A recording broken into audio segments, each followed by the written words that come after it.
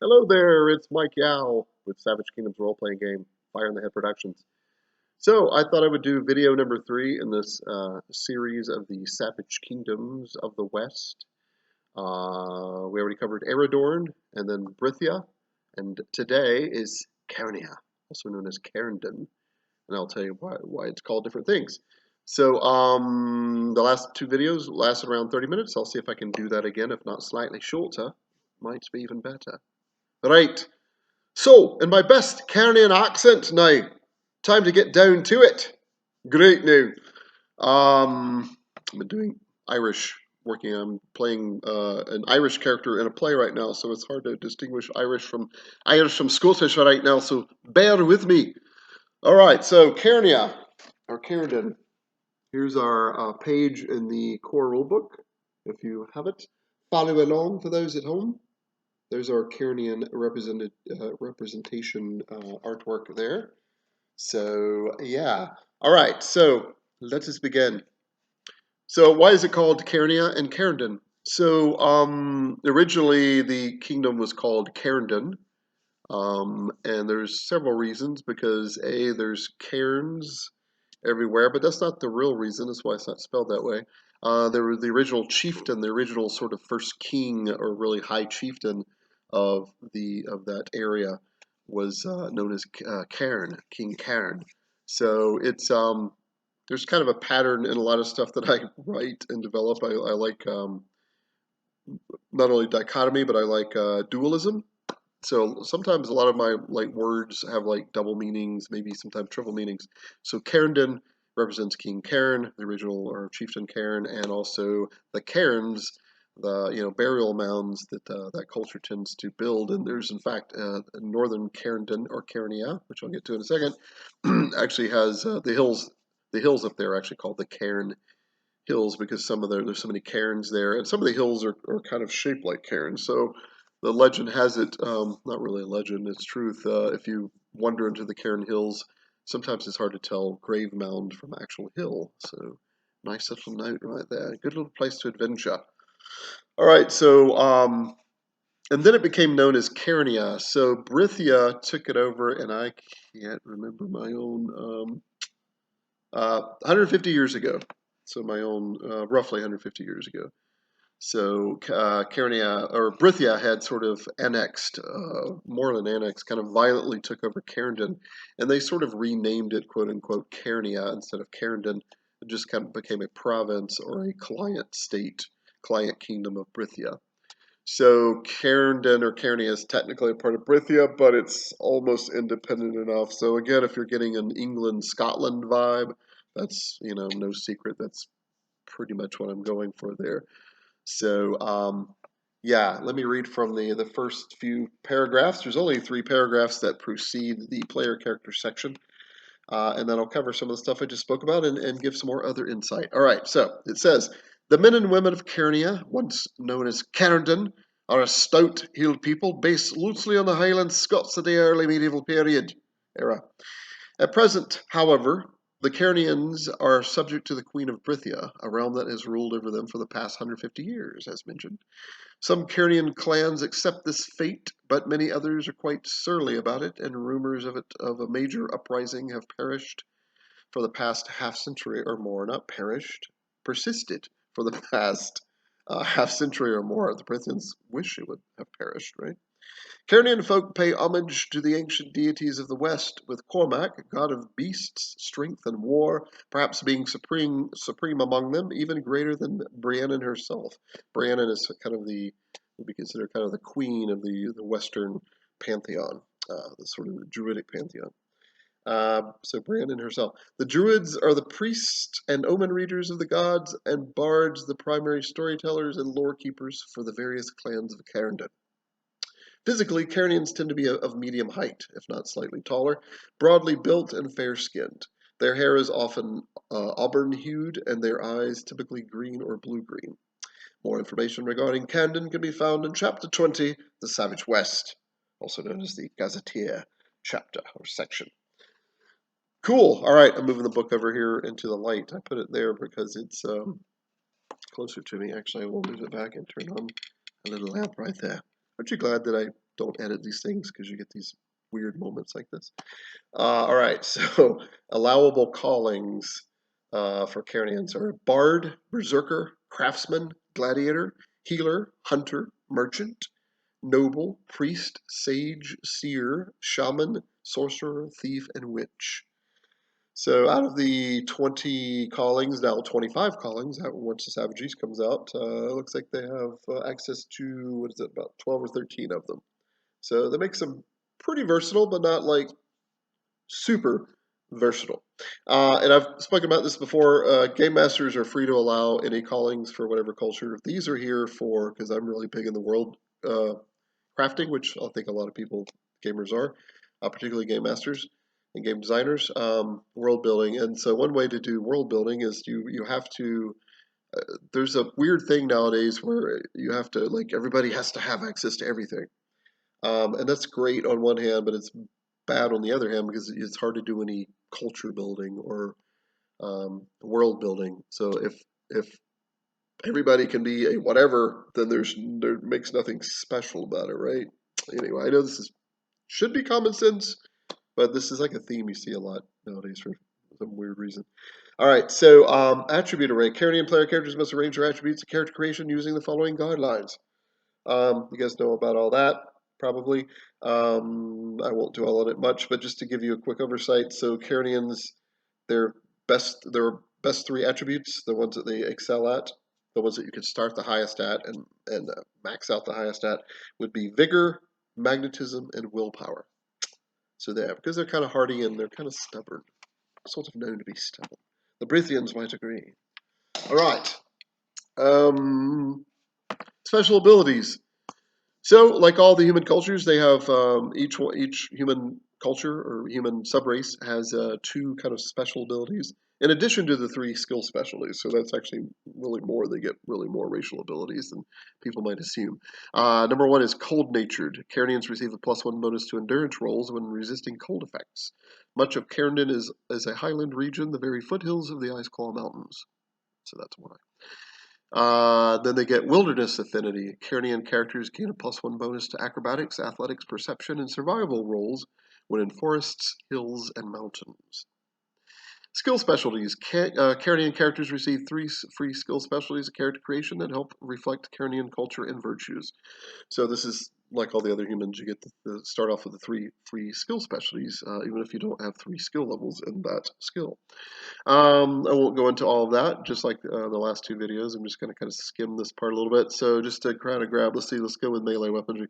So their specialty options for melee weaponry is dirk, is a dirk, which is basically short sword stats.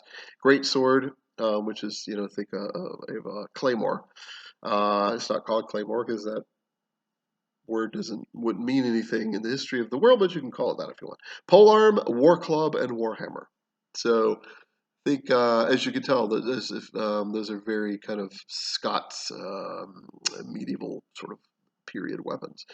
Range weaponry specialties might be club, hand axe, or sling. So let's see. Let me grab another one. Persuasion, bluffing, or intimidation. Performance, bagpipes. Bohran, spelled Bodhran, Bodhran or Bohran. That means cow song, which is a Celtic drum. Storytelling. Let me grab another one. Endurance, resist cold, resist inebriation. Very specific. Brawling, grappling, or punching. Some others. Animal handling, cattle, dogs, oxen, or sheep. Okay, and then there's favorite talents. I won't go into those because that's a whole reading thing. But suffice to say that battle talents are by far the most numerous for Caernians. They are a pretty warlike people. Let's see, blood talents. Their favorite blood talent of theirs is lycanthrope, bear or boar. So yeah, because that's an expensive talent. She-blooded and trollborn. Let's see. And then they have a few mystical talents that they have as favored. Social, decent amount of those. Subterfuge, a fair amount. And then the other category has a decent amount as too, including like body painting, representing the blue woad that this culture sometimes might paint themselves in. Fey touched, fire in the head, fleet of foot, grit, inspiring presence, night sighted, and valorous. All right. Favored weaknesses of Caernians. Um, Gaius / taboo, exiled, oath bound to clan chieftain or a druid. Obsession, ale or mead. Phobia, enclosed spaces or crowded areas. So that's her favorite weaknesses, meaning that you get a bonus point if you selected one of those. Um, and again, just to reiterate to everyone, you can choose a non-favorite talent or non-favorite weakness. You just don't get the point discount or the point bonus in the case of weaknesses. So I think most everybody knows that, but sometimes a new player seems to be like, this is all I can choose. It's like, no, this is, you can do whatever, as long as you qualify for that talent, as long as you meet the prerequisites and such. Starting languages. All right, Brithian or Caernian is your native tongue, your choice. And you may choose a second tongue from the following if your intellect is -1 or better. Brithian, Caernian, Druithi. Druithi is a form of, because it doesn't appear in the book as its own culture, but it's one of the Kimrethi tribes. So the Kimrethi tribes as a whole are kind of known as a Kimrethi, but if you live there amongst their people, there's really only one tribe that's specifically Kimrethi, and it's kind of the largest dominant tribe, which is why the realm is called, or the territory is called Kimrith. But probably the second largest tribe is the Druithi, that live in the north around Greymoor and that marshy area, kind of in the northern reaches of Kimrith. They're known as the Druithi, and they kind of are known to kind of worship the wolf lord, this obscure kind of wolf god that some people believe it's a leftover demon from the breaking of Arvalindor that created the Shadowlands. So going back like 3,500 years ago. So a nice little side note there. I probably should have waited and did that side note when I covered Kimrith. But anyway, there you go. They have it. So yeah, the Druithi, language-wise, kind of has its own dialect. But continuing on in the bonus languages that you might choose, Norrish, Goblin Tongue, or Troll Speak. So there you go. So Brithian or Caernian would be your free native language, your choice. Sample names: Angus, Brian, Connor, Fergus, Hamish, Lachlan, and Seamus. Those are male. Female-wise, you have Ariel, Caernwyn, Connor, Danica, Merid, Merrin, and Scotha. Those are female. I think I just said that. Most Caernians use clan names for surnames, especially if a member of one of the great clans, such as MacAngus or Targyle. So those are, just to touch on them really quick, those are the two like largest families / clans. So really, the MacAnguses are sort of tied to northern and central Caernian or Caernia, and the Targyles are more in the south, if I recall, from not looking at a map and just from memory. Yeah, and there obviously are tons of smaller clans, but those are kind of the two great clans. So yeah, cultural item. Caernian characters may begin play with one or two by spending a point of luck, just like all the other human options and non-human options. They choose one of the following cultural items in addition to the more normal gear that they might purchase. So real quickly, a woolen great kilt of your clan's tartan, +1 to renown when worn in Carrington. Exceptional quality dirk, use short sword statistics, but +1 to maximum damage. I'll stop with the accent. Cold iron dagger, harms fairy creatures more than fireforged steel. A poor quality clan sword, great sword stats, crafting DL20 to repair to average quality. So side note there, I've actually got to be a player character for once in hardly ever, which is fine because I much prefer to game master actually, honestly. But it's kind of fun to play in your own setting, in your own world. It's kind of interesting, weird, but also cool and fun because you have to pretend you don't know certain things character-wise, but it's good to know the actual game mechanics, of course. So I was playing a Caernian, or am playing a Caernian Green Knight of Cormac, she-blooded Caernian man named Lachlan. I think it was his name. Lachlan McConnor. I don't know, someone. And I chose the poor quality clan sword and got it repaired. I think in the first session or maybe the second session, I found a Duergar weaponsmith who succeeded in the DL20 crafting role apparently, and repaired my clan sword, which is a great sword, a big claymore. Repaired it from poor quality to average. So nice. All right, other options: studded exceptional quality targ, so artarge. So that's just a small shield, usually studded leather. You've probably seen that in sort of Scottish imagery and Scottish lore. That's the one I'm kind of going for there. It counts as a small shield statistically, but one less skill penalty. So that's kind of nice. Shaggy Highland Pony. It's not saddle trained, but +1 to agility and can carry up to 300 pounds. I should have. Oh wow, that's a little bit of a typo. Well, not really a typo, but I should have included bulk as well. 300 pounds, so that would have been probably up to carry 30 bulk 30. So just as a side note, if you select that item. A pennon/banner of a Brithian lord, friend or foe. Your friend or foe, your choice. +1 renown if shown in Caernian. Tattoo of blue or black ink. It's a knotwork pattern or animal motif. +1 to your renown if you choose that. A clay vial of woad, which is blue body paint, which grants +1 to vigor for 1 hour. 2 uses of that. So yeah. Okay. General code of honor that Caernians might have that typically follow. Obey and honor the clan chieftain unless he proves clearly incompetent. Honor and respect the gods, especially Cormac and the old ways of the druids. Honor and respect the fairy folk, but be wary of them also. Now I'm going back to Irish apparently. Grant hospitality to those deserving of it. Refuse it to fools and dishonorable folk. Serve the queen quietly, but leave room in your heart for true independence. In this case, the queen means Queen Elspeth of Brythia. So it's kind of saying serve her quietly, or maybe even pretend to be loyal, but leave room in your heart for true independence. Avenge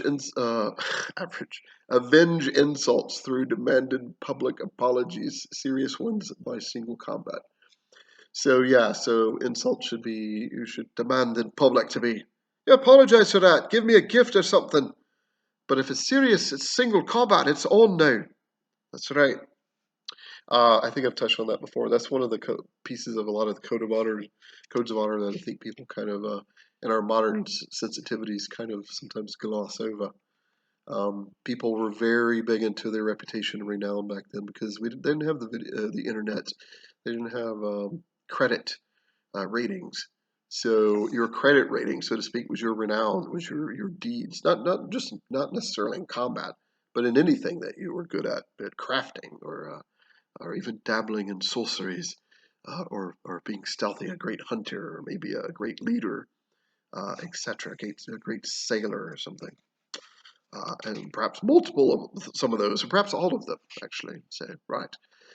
Okay, so that's wow, getting pretty close to the end here, and it's only like 18 minutes. Must have left some stuff out. I think in the previous videos, I read from the timeline a little bit, so I will do that.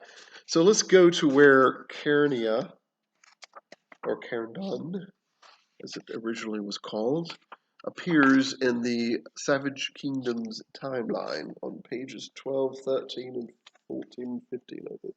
So there we are, right there. Yeah. So that's chapter 4, not chapter 4. Yeah, chapter 4. And the core rule book, starting on page 12. Digital copy, I think it starts page 13. All right, so let's see when Caernian first appeared and was kind of known as Caernian, when those sort of tribes began to do that. So one thing I will touch on before I find the entry in the Savage Kingdoms timeline. Where did the Caernians come from, ethnically, racially? Where obviously they're humans, but what type of human? What ethnicity of humans? What subrace, if you were? What nationality? So the Caernians originally were Gaernic people, so they're originally Gaerns. So in the West, the Gaerns kind of represent the Celts. There was kind of a subgroup of the Gaerns known as the Gwins or the Gwinic people. So there's the Gaernic and the Gwinic people.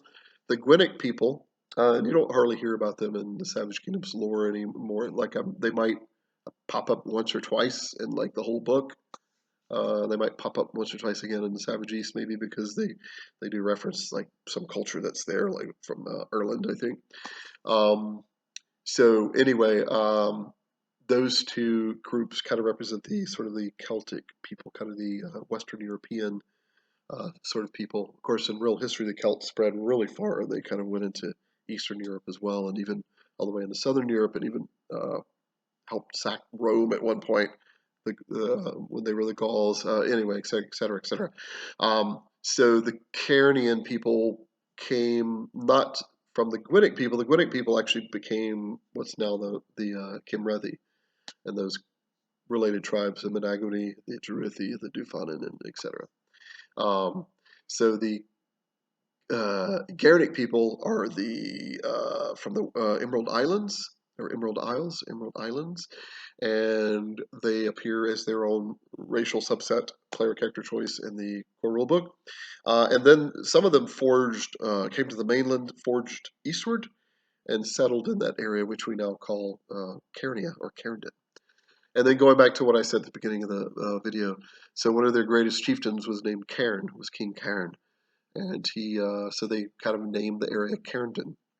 So Carrington, in their language, I've decided, dun, which kind of is like it really does in actual Scots Gaelic, dun, D-U-N, has kind of a double meaning. It means hill fort, but sometimes it also just refers to hill.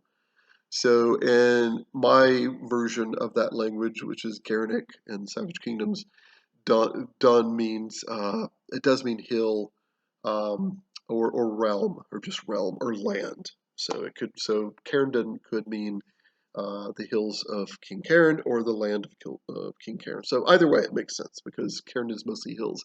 In the south, though, it's flatter, and even in the southwest, it actually becomes marshy because it starts butting up against Greymoor. And there will be Cairnian clans, a few of them that kind of live in that little outlying area of Greymoor. It doesn't like mysteriously stop and then no one lives there. That's kind of weird. So they will kind of sprinkle down in there, but most of them kind of stay out of there. There's just not very good farming there. You have to be very specifically adapted to Greymoor, such as the Jeruthi of the Kimrethi people have kind of almost adapted to. They've almost embraced it as their lifestyle because it is good protection. You won't get raided that often there. There's not a lot of viable land that's necessary there. So, right. All right. So, going to where it's referenced in the timeline. Let's see if I can find it. It may not be, and if not, that's fine. Because I already mentioned that it became a Brithian province 150 years ago, when King Alric was ruling right before the Brithian queens. I think that's right. Wow, you think I would know, right? But this is good for me also. Let's see if I can find it. Laurentia, Molovia was founded in 503. Coastal realm of Esmondos flourishes 440 years ago. And so 412 years ago, as probably mentioned in the Brythia video, which was the last one, also known as 1FQ, which means founding of the queen, or the queen's year. 412 years ago, Brythia is founded mostly out of necessity due to numerous enemies as nearly every corner of the region, such as the Norrish, Cairns, Kimrethi, Caernians, and more. As the kings and chieftains squabble in petty civil wars, a wise queen quietly ascends the throne, and with the exception of less than 100 years, only females have ruled the realm. So during that 100-year realm was like the Auric, the line of the King Auric, all the way to King Auric the third, I think. All right, but it doesn't specifically mention Carrington being settled. I'll probably find it after this video is over with. All right, so 650 years ago, Fairland becomes the largest tribal realm in the Emerald Islands, a region dominated by the Gairns. Around this time, another mighty tribe of Gairnic humans leaves Inniscairn, which is the main Emerald Island. It just means green island or island green in their language, and crosses the Knockland Firth, which is the Brithian Channel, to settle in the less populated parts of Brythia. This becomes Cairndon, or as Brythia would call it, Caernia. So 650 years ago. So Cairndon's pretty old realm. And even before it was known as kind of a semi-united realm, there were probably smatterings of Gaelic tribes that might have come over earlier than 650 years ago. There were some other, there might have been some, I haven't really decided, so it's up to you, but it's very likely there would have been some Norrish, maybe some French Norrish clans that might have wandered down into that northern region as well. And there possibly were some Duergar that lived in the Cairn Hills very briefly as well. So, just as a side note, yeah. But I think that concludes our video today, as we've set a record, apparently, with being under 25 minutes. Actually, it'll be slightly over by the time I wrap this thing up. So, that was the video on Caernian, guys. So and girls and whoever. So if you're thinking about playing a Caernian character, hopefully that will help you out. In addition to what appears in the core rulebook, and give you some insight on Caernian/Caernia, and get ready to have your Scottish accent ready to go. Hopefully better than this one. That's great. No. All right. Thanks for putting up with that. Thanks for checking out these videos. The next video I think would be in alphabetical order would be Kimrith, actually, which is interesting because we touched on Kimrith a little bit when we talked about Caernian. All right. Thanks for watching, guys.